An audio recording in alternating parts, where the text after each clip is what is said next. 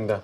어제 CPI가 잘 나와서. 그러게요. 어제 그 지표 발표하는 시간에 9시 반이었는데 이제 모바일로 그 해외 MTS를 열어놓고 이제 봤는데 갑자기 나스닥 선물이 빡 치고 올라가는 그런 흐름들이 나왔거든요. 이따가 차트 보면 정말 재밌게 움직임이 나왔는데 어쨌든 뭐 약속이나 한 듯이 전월 대비 그다음에 전년 대비 다 이제 0.1%씩 이제 하회를 하는 컨센서스 대비 하락을 하는 그런 모습이었습니다. 그래서 요것 때문에 그 나스닥 선물이 9시 반에 이제 개장 전에 개장 1시간 10시 30분에 개장이 되니까 1시간 전에 쫙 올렸다가 변동성을 좀 보여주고 일부 그 S&P 500 선물은 또 마이너스까지 갔었다가 일단은 들어 올리긴 했는데요. 시장의 해석은 여러 가지 이제 분분한데 그 이제 페드의 블랙아웃 기간 이제 들어가면은 보통 이제 시장이 모두 주목하고 있는 건 닉 티밀하우스 기자, 연준의 스피커라고 하는 그분이잖아요. 그래서 그분이 이제 SNS에 여러 가지 이제 분석들을 올리긴 했는데 한 가지 여기서 이제 좀 생각을 하고 가야 되는 건 오른쪽에 있는 요 도표거든요. 보면은 오른쪽에 이제 그 집이랑 그 다음에 이제 서비스 쪽 같은 경우에는 까만색이랑 파란색이거든요. 진한 파란색. 요거는 이제 천천히 내려오고 있어요. 근데 그 전부터 내려왔었던 건 코어 굿즈 상품인데요.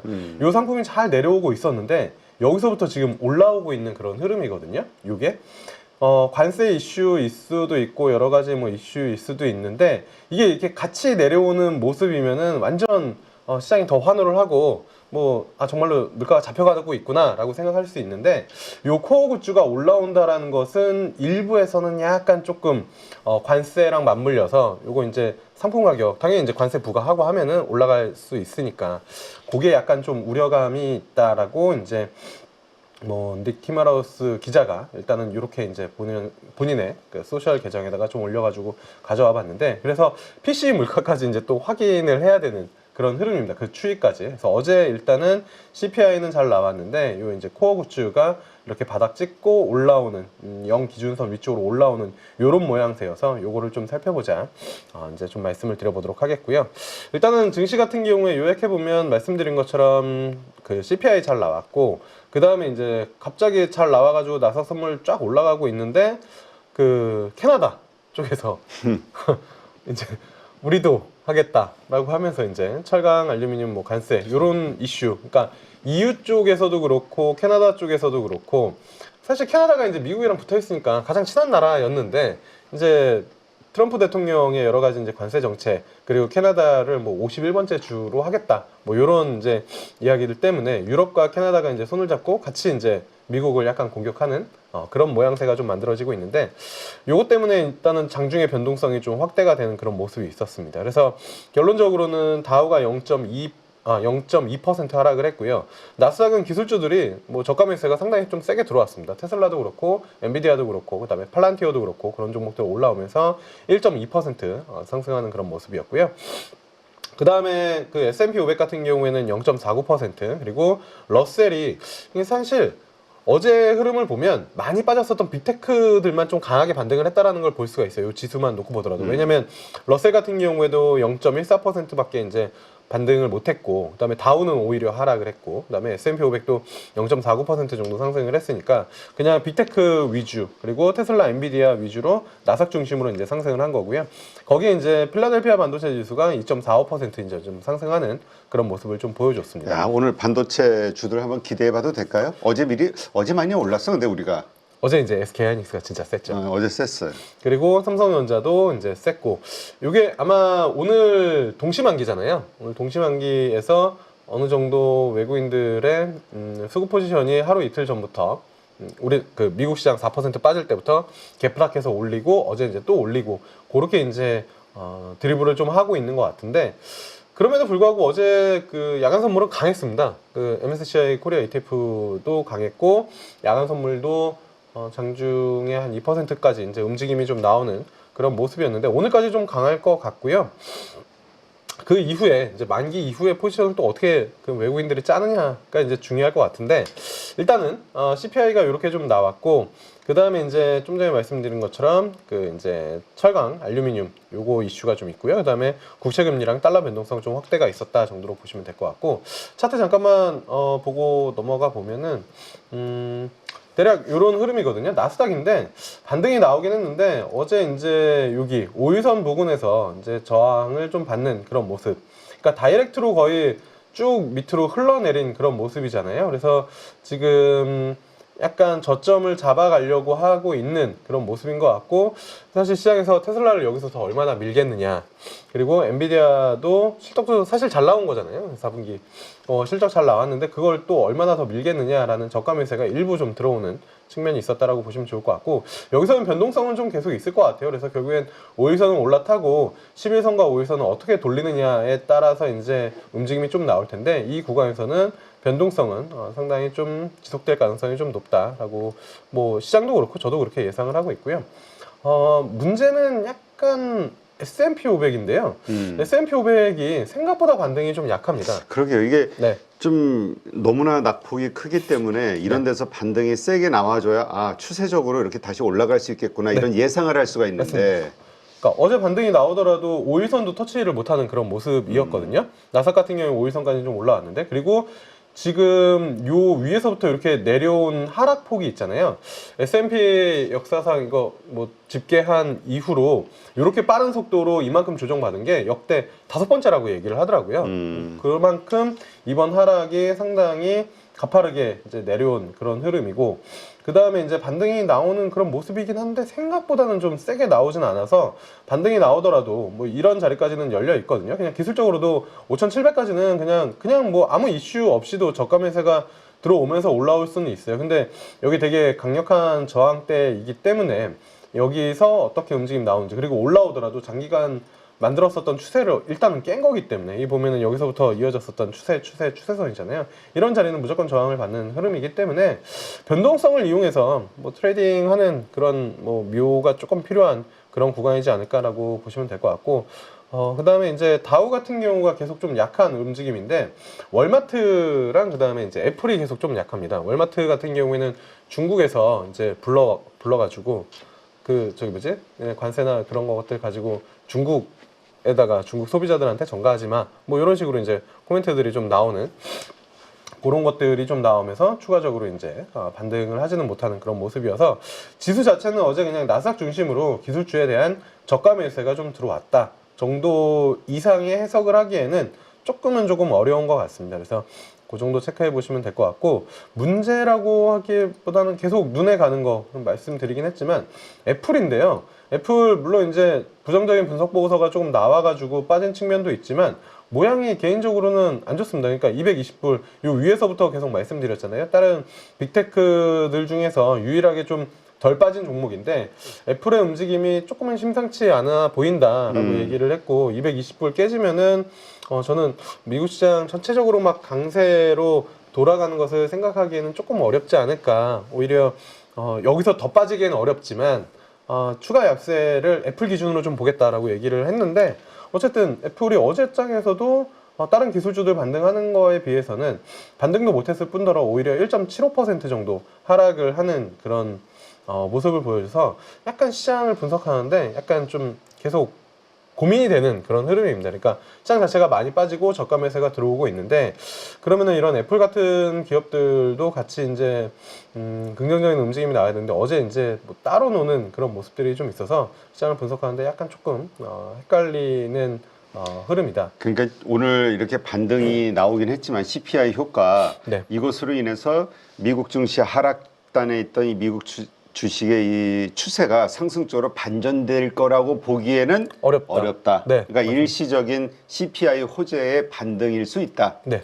그렇다면 이제 이럴 때 와 이게 사는 게 아니라 이럴 때 약간 좀 줄이는 전략을 써야 되겠네. 네, 개인적으로는 뭐 줄이는 전략 하고 미국 증시. 네, 미국 증시. 지금 사실 V자 반등을 기대하기에는 어려운 그런 흐름이기 때문에 다시 한번 뭐 바닥을 다지는 변동성이 뭐 한두 번 정도는 더 나올 수 있을 거라고 보고 있기 때문에 그런 구간에서 이제 전략을 좀 세워보는 게 좋을 것 같고, 지금은 어쨌든 반등하면은 어느 정도는 좀 줄여놓는 게 맞지 않을까. 근데 사실 반등할 때 줄이기에는 이미 손실폭이 커가지고 많이 대부분 그렇잖아요. 그래서 좀 어려운 전략이긴 하지만 어쨌든 올라올 때는 좀 줄여놓는 게, 왜냐면 위에 저항권이 상당히 좀 많고 그다음에 디데이가 있잖아요. 4월 2일. 4월 2일 전까지는 계속 이런 변동성들이 있을 수 있기 때문에 반등 시에는 좀 줄여놓는 게 좋다라고 개인적으로 좀 생각을 하고 있고요. 그다음에 엔비디아인데요. 엔비디아 그래도 추세대 하단을 완벽히 찍지는 않고 반등이 나왔는데 중단까지는 좀 올라왔습니다. 중단까지는 좀 올라왔는데 여전히 뭐 하락 추세대에 좀 갇혀 있는 그런 흐름이기 때문에 딱히 뭐 투자 손이 적극적으로 나가는 그런 구간은 아니다라고 이제 좀 보고 있고요. 그 다음에 이제 뭐 요거 말고 브로드컴도 어제 한 2% 정도 반등을 하는 그런 모습이었고, 가장 중요한 건 테슬라죠. 이게 2배짜리가 어제 뭐 한 10% 이상씩 움직이니까 오늘 7.5% 급등했으니까. 급등했으니까 한 14%, 13%씩 뭐 이렇게 움직임이 나오는데, 그래도 그 미국 대통령이 테슬라 차를 구매를 해주고 야, 그러니까 이거 참 노골적, 참 재밌어 미국은. 네. 두 번이나. 네.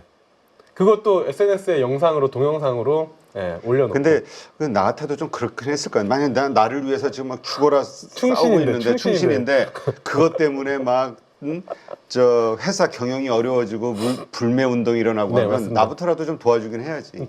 트위터에다가 그 트럼프 소셜 미디어에다가 계속 일론은 잘하고 있고 일론은 최고의 사나이고 막 미국을 위해 일하고 있고 계속 그런 트위터 날려주고, 그다음에 그 동영상으로 테슬라 시승한 것도 올려주고 지금 적극적으로 세일즈를 해주고 있는 그런 구간인데, 지금 그 오늘 아침 뉴스 보니까 그 레버리지 저 레버리지 써가지고 테슬라 네네. 사셨던 분들이 손실률이 지금 60% 70%라고 하네.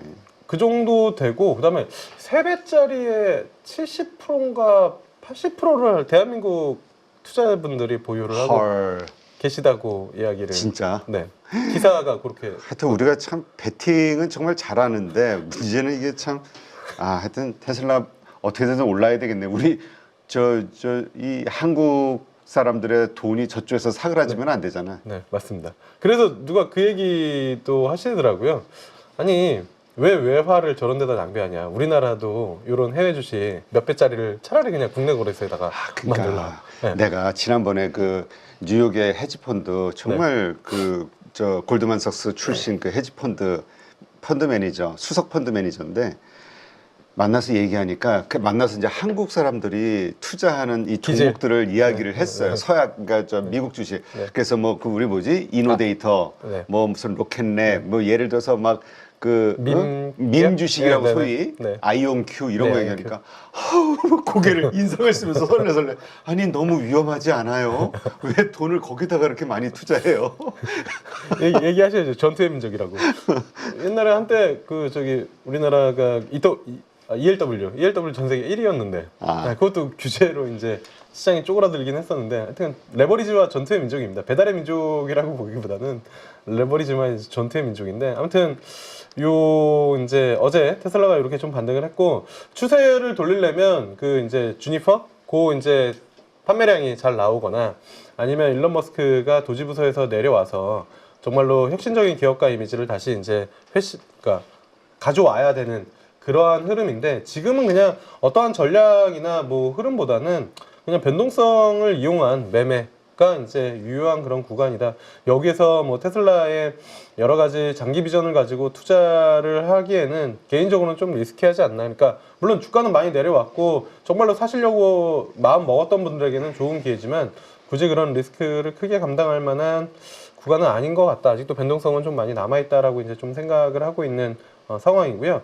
아이온큐 이야기 하셨으니까 그거 좀 보면 아이온큐가 어제 16% 상승을 했거든요. 급등했어요. 근데 요게 이슈가 아이온큐도 2배짜리 ETF가 이제 나온다.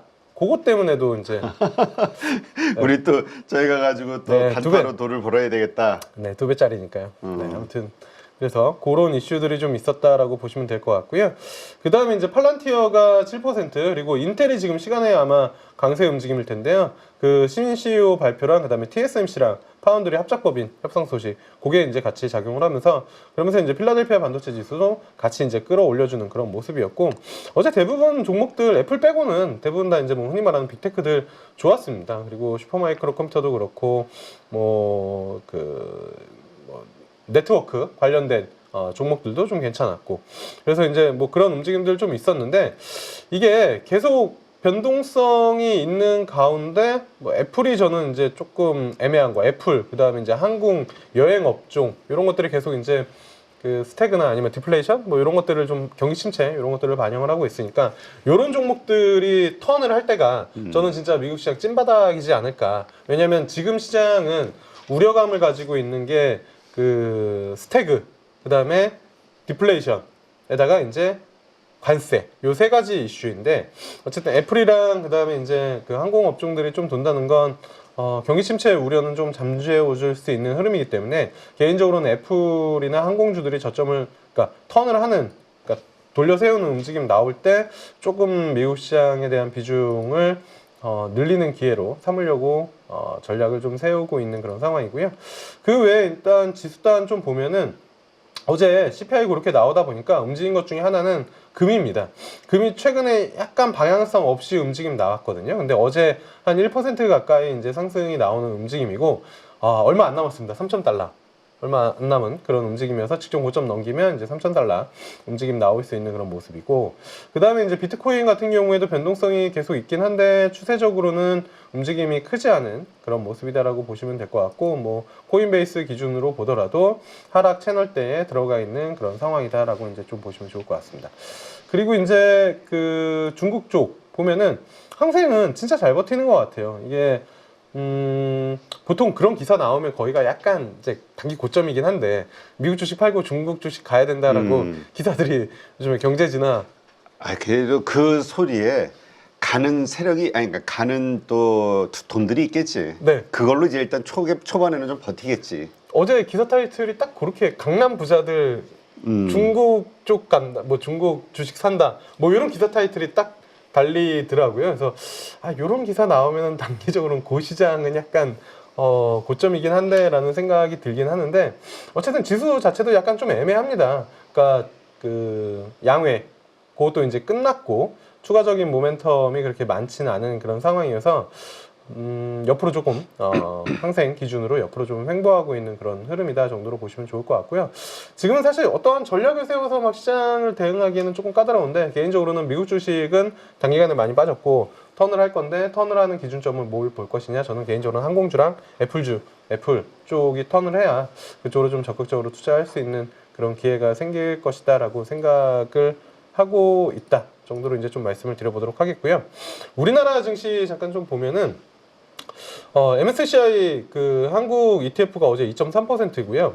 그 다음에 이제 뭐 필라델피아 반도체 지수도 이제 상승을 하는 모습이었고, 야간 선물도 이제 좀 강한 움직임이었습니다. 그래서 전체적으로 우리나라 시장은 진짜 강한데, 강한 이유는 딱 하나라고 보고 있습니다. 그러니까 계속 말씀을 드려왔지만 그냥 삼성전자 요 2,550 우리나라 지수 기준으로 2,550 위에서의 영향력은 무조건 그냥 삼성전자, 이 얘기를 뭐 2월 달에도 했었고 계속 말씀을 드렸는데, 이 구간도 사실 삼성전자가 올린 구간이었고, 지금 시장에서 이렇게 이틀 연속 양봉이 강하게 올라온 것도 삼성전자의 움직임, 그리고 삼성전자를 중심으로 한 반도체 소부장 관련된 종목들이 움직임이 이렇게 좀 나왔는데, 제가 항상 삼성전자에 대해서 전망을 얘기를 하고 이야기를 할 때, 삼성전자가 강하면 장단이 명확하다.